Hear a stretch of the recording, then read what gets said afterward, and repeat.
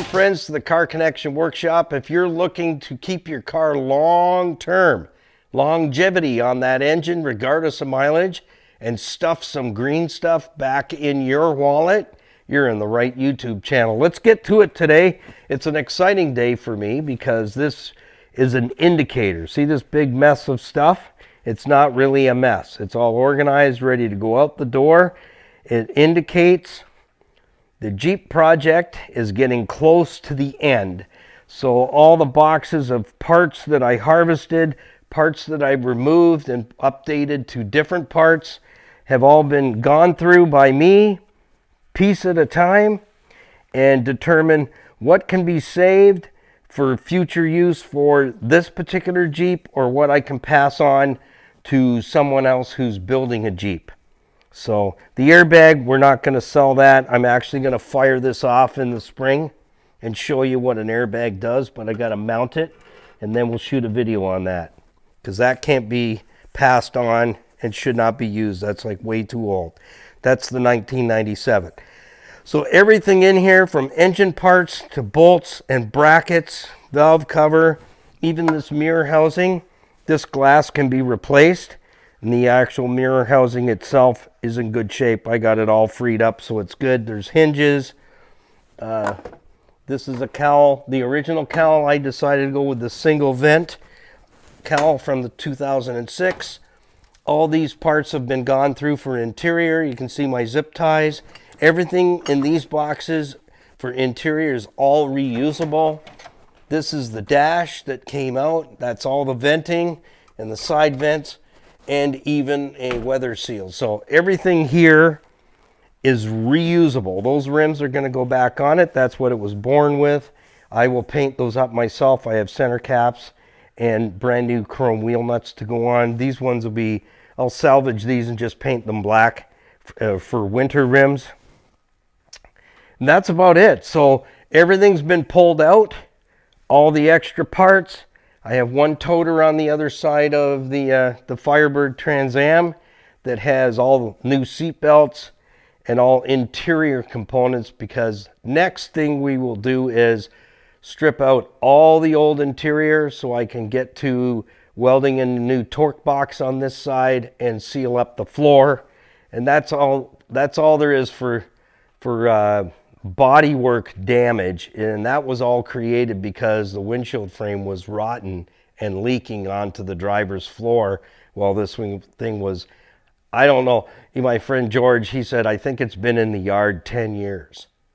So it was just sitting there amongst all these great big 53-foot tractor trailers, and it was sitting there with the hood up and the windshield leaking. So that's why the floor has a problem on the driver's side. So we're going to fix that properly. I'll drill out all the spot welds and get the whole torque box out. That's what how the body mounts to the frame. So the next deal is, this is drivable. Right now, it's drivable. We're going to put a headlight switch in. That finishes off the dash. Everything is working, and wipers are on. I put the mirrors on because I found them in a box, and I don't want to get another mirror smashed. I don't know what happened to that one. It was probably broken at the yard and I took it off. So we got mirrors on, they're up, they're out of the way, they're safe. So basically it is completely drivable, exactly the way it is.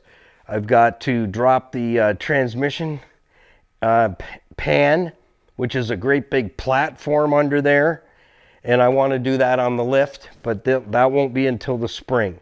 I'll take the pan down underneath so I can service the transfer case and the transmission. There's a four-wheel drive linkage under there that I see is coming apart, so we'll fix that. But there's a ton of gravel and mud packed into the pan underneath, and it's heavy. So I want to do that on the lift. But like I said, what excites me is when I see all the parts that we don't need to use is all boxed to go up into the loft and the mini barn.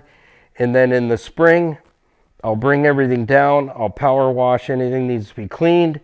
And then I'll offer the components up for sale for someone who else is building a Jeep. So that's how we do it. And that's what gets me excited, is it's mobile. Brakes, steering, engine, everything. That's all done. So a little more neglect to take care of underneath, but we'll be fine. So till the next one, thanks for being part of the build. As I mentioned already, everything that's been done to this 97 TJ Wrangler has all been maintenance neglect. Every single piece of it, from rust, not looking after the body, to the dash, the heater system, you name it, we've covered it in videos, Skippy and I, so you can go back.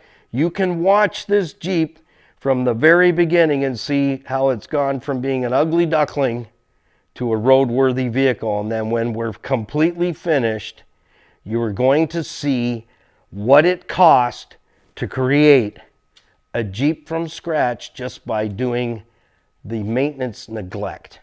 So brakes, front, back, shocks, all that stuff. I don't care what vehicle you drive. If you want to keep it long enough, it's called vehicle ownership. You need to maintain your vehicle like it's a fleet vehicle, and that's how you make your money, and that's how you can put a ton of money back in your wallet. So we'll see you in the next one. Happy motoring, happy, healthy motoring, and don't forget, peace, patience, and kindness always, and we'll see you in the next one.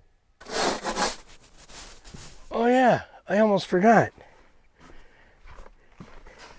If you liked the video, like I know you did, ring the bell. Just get it done. Get notified when the next video comes out. See you in the next one. Gotta go.